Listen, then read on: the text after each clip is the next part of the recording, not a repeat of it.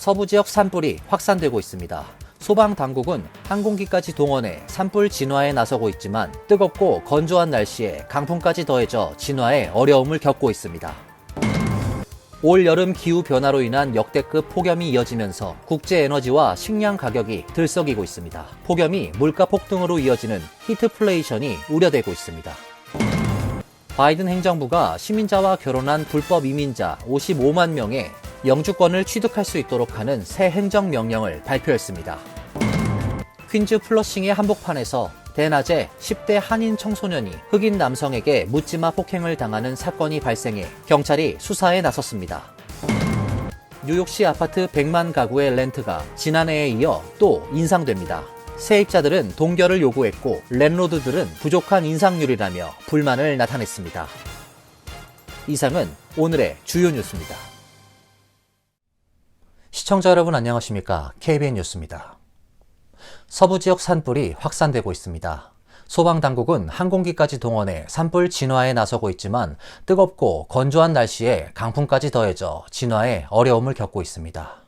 지난 주말부터 시작된 LA 지역 산불은 진화율이 25%에 그치고 있으며 뉴멕시코주 남부에서도 또 다른 대형 산불이 발생해 주민들에게 긴급 대피 명령이 내려졌습니다.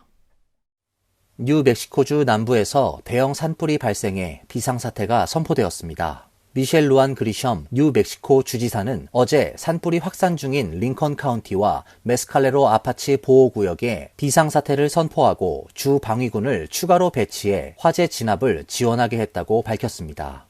이 지역에서 전날 발생한 산불로 500여 채의 건물이 파손되고 발화지에서 가까운 루이도소 마을 주민 전체가 대피했다고 그리셴 주지사는 전했습니다. 이 마을의 인구는 7,000명가량입니다. 집계된 피해 면적은 2만 에이커에 달하고 화재 진압률은 아직 0%를 기록 중입니다. 대피소에 도착한 주민은 대피령이 너무 긴급하게 내려진 탓에 남편과 함께 두 자녀와 두 마리의 개를 데리고 나오는 것 외에는 다른 물건을 챙길 시간이 없었다고 급박했던 상황을 전했습니다. 한편 서부 LA 북서쪽에서 지난 15일 발생한 산불도 오늘까지 닷새째 이어지고 있습니다. 피해 면적은 15,611에이커로 확대되었으며 진압률은 25% 수준입니다. 소방당국은 항공기를 투입해 인근 호수의 물을 가져다가 진화 작업에 쓰고 있으며 주요 전기선과 오일 파이프 등에 추가 피해가 발생하지 않도록 주의를 기울이고 있습니다. 대피 명령도 확산돼 어제 오전에는 캐스테이크 호수 인근 주민들 1만 9천여 명이 집을 비웠으며 인근에서 캠핑 중이던 1,200여 명도 집으로 돌아갔습니다. 미국의 북동부와 중서부 지역을 중심으로 열돔 현상으로 인한 찌는 듯한 날씨가 지속되면서 오는 21일까지 미국 인구의 절반에 육박하는 1억 5천만 명 이상의 주민들이 폭염의 영향을 받을 것으로 보입니다. 뉴욕 일원은 기온이 급등하면서 대기질 경보까지 발령됐습니다. 김태희 기자가 보도합니다. 어제에 이어 오늘도 뉴욕 지역은 폭염을 이어갔습니다. 오늘 낮 최고 기온은 87도, 습도까지 더해져 체감 기온은 100도에 육박했습니다. 극심한 더위가 이어지면서 뉴욕 지역의 대기질이 악화되어 경보가 내려졌습니다. 기상청은 뉴욕시와 허드슨밸리, 뉴저지 지역에 오늘 오전 11시부터 오늘 밤 11시까지 대기질 경보를 발령한다고 밝혔습니다. 유해한 오염물질에 대한 노출을 줄이기 위해 이 기간 동안 가급적 야외 활동을 제한해달라고 당부했습니다. 한편 폭염경보가 발령된 뉴햄프셔, 메인, 버몬트주 지역은 에어컨 등 냉방시설 부족으로 폭염의 피해가 가중되고 있습니다. 뉴햄프셔주 맨체스터의 오늘 낮 최고 기온은 화씨 98도, 이 지역의 예년 기온은 화씨 60도 수준으로 오늘은 40도 가까이 높은 기온을 기록했습니다. 이들 세 개 주는 미국에서 위도가 가장 높고 녹지 비중이 크다 보니 여름이 상대적으로 덥지 않아 냉방시설을 갖춘 가구 비율 역시 미국에서 가장 낮은 편입니다.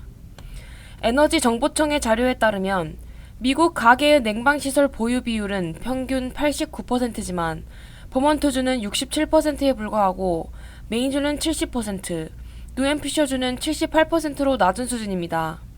폭염특보는 디트로이트, 클리브랜드 등 중서부 도시까지 확장된 상태며 곳곳에서 최근 수십 년 이래 최고 기온을 기록하고 있습니다.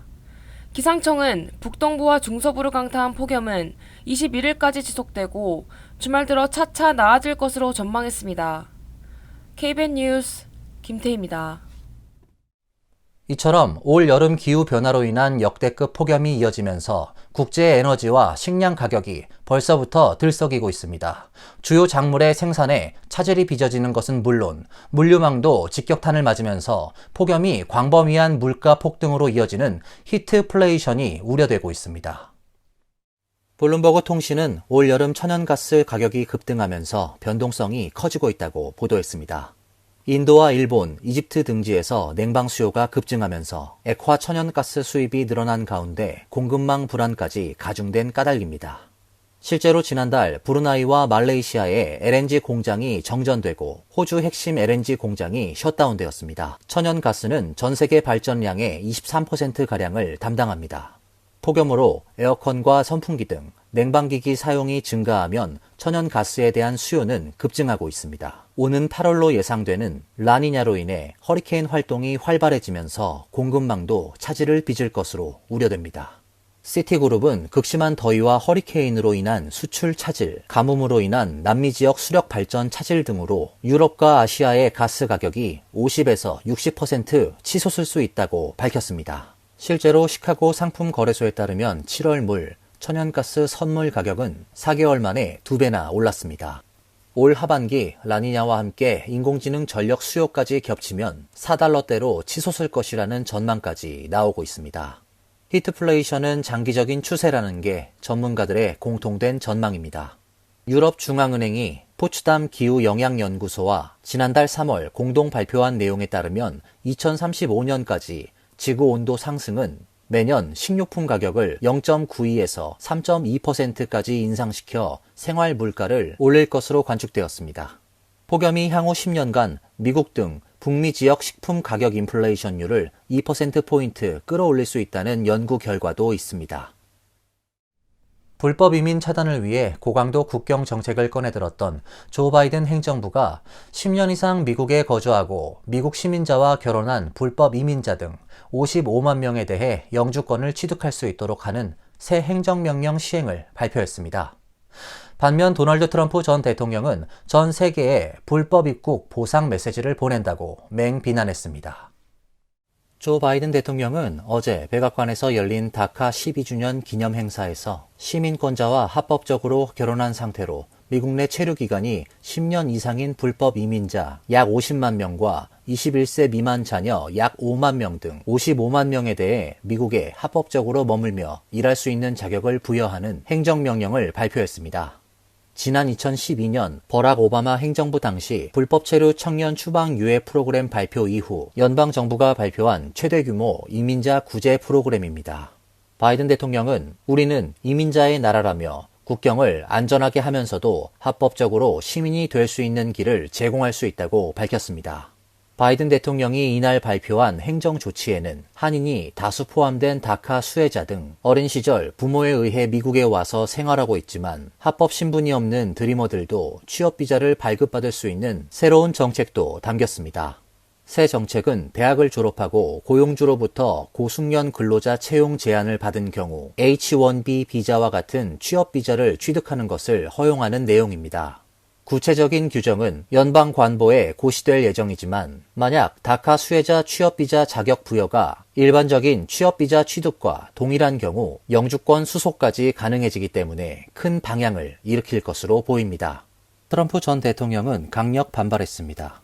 트럼프 전 대통령은 위스콘신주 러신에서 가진 유세에서 의회나 법원, 미국민의 승인 없는 오늘의 행동은 불법이고 위헌이라고 말하고 자신이 대통령에 당선되면 임기 첫날 폐기할 것이라고 강조했습니다. 조 바이든 대통령이 11월 대선을 앞두고 인기가 없는 카멀라 해리스 부통령 대신 힐러리 클린턴 전 국무장관을 런닝메이트로 선택해야 한다는 후보 교체론이 등장했습니다.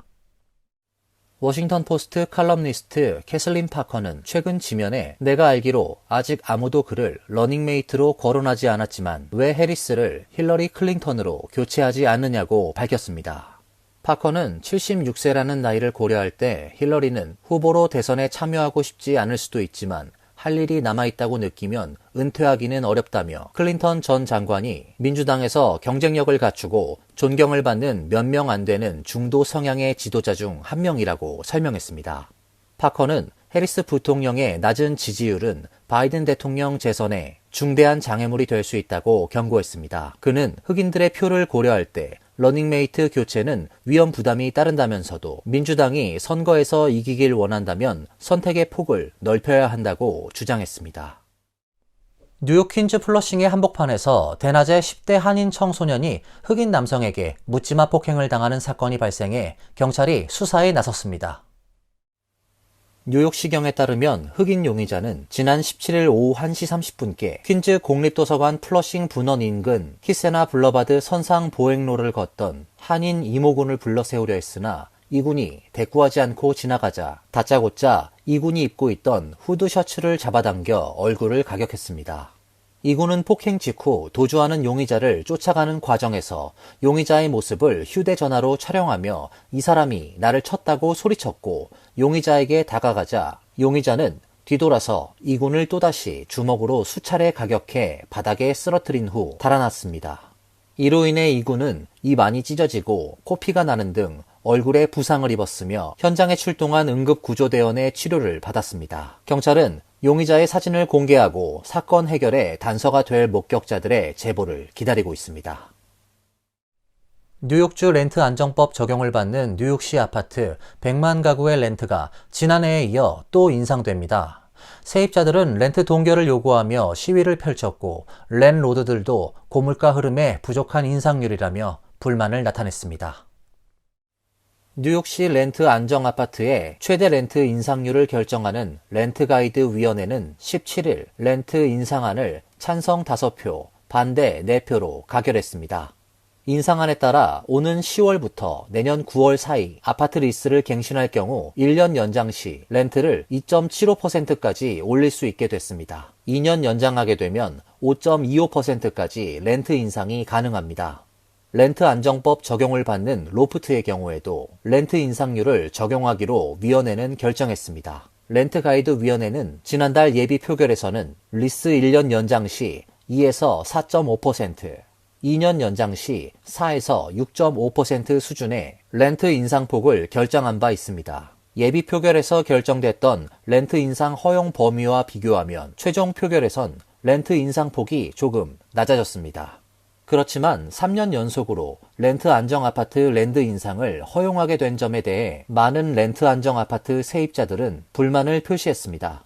이날 최종 표결이 이루어지는 헌터 칼리지 앞에도 렌트 동결을 요구하는 시위대가 몰려들었고 시위가 거세지며 11명이 체포되기도 했습니다. 집주인들도 위원회가 결정한 렌트 인상률에 만족하지 못하기는 마찬가지입니다. 고물가 흐름이 지속하면서 주택 수리 비용이나 유틸리티 비용, 세금 등의 부담도 커진 만큼 집주인들은 렌트를 더 올리지 않으면 부담이 크다는 주장입니다.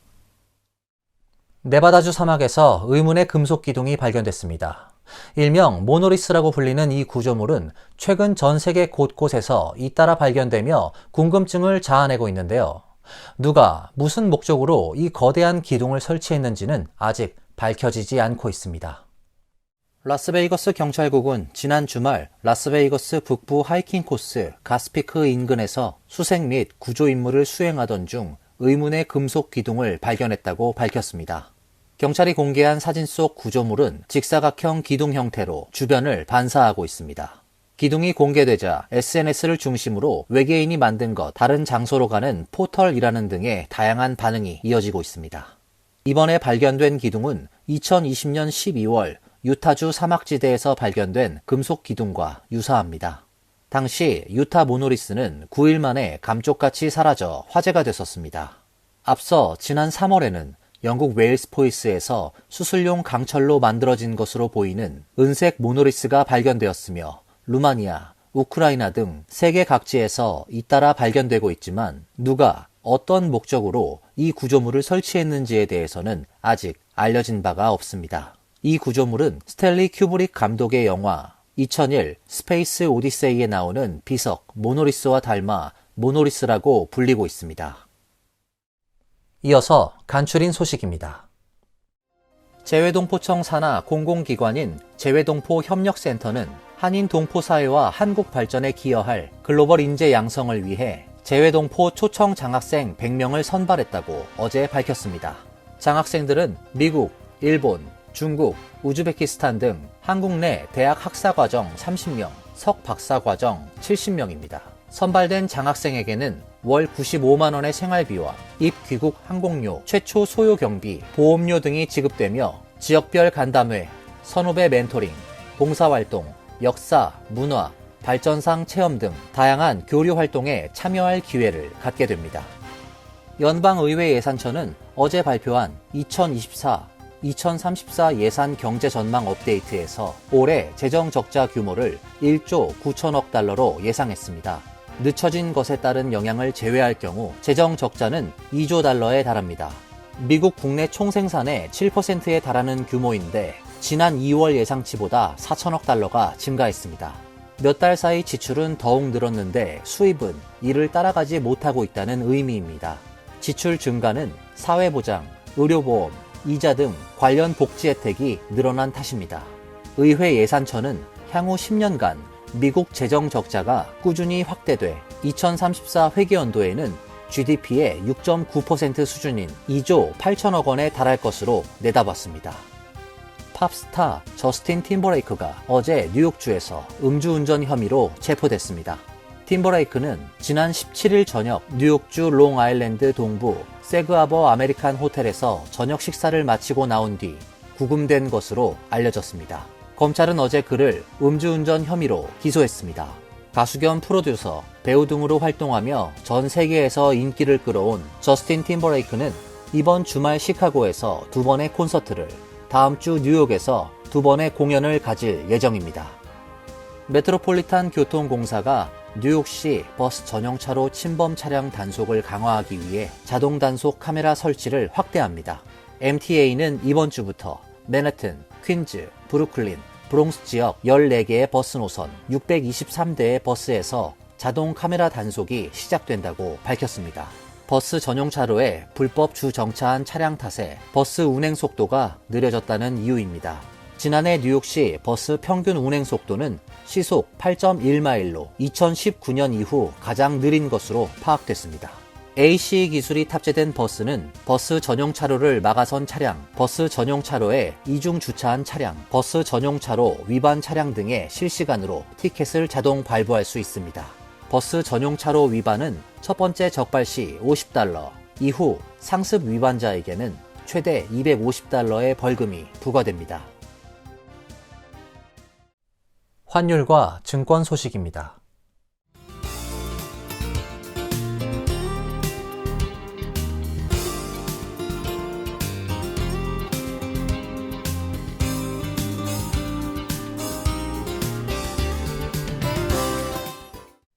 이어서 날씨입니다. 내일도 무더운 날씨가 이어지겠습니다. 낮 최고 기온은 92도, 섭씨 33도, 밤 최저 기온은 76도, 섭씨 24도가 예상됩니다. 금요일은 낮 최고 기온이 94도까지 올라가고 천둥과 번개를 동반한 소나기도 예보되어 있습니다. 이번 주 토요일과 일요일도 90도 안팎의 무더위가 이어지겠습니다. 이상으로 KBN 뉴스를 마칩니다. KBN과 함께 즐거운 시간 되시길 바랍니다. 우리 동부 최대 한인방송 KBN이 제작하는 KBN 뉴스는 웹사이트 mykbn.com 그리고 유튜브와 페이스북에서 다시 보실 수 있습니다. 좋아요, 구독, 알림 설정은 뉴스 제작에 큰 도움이 됩니다.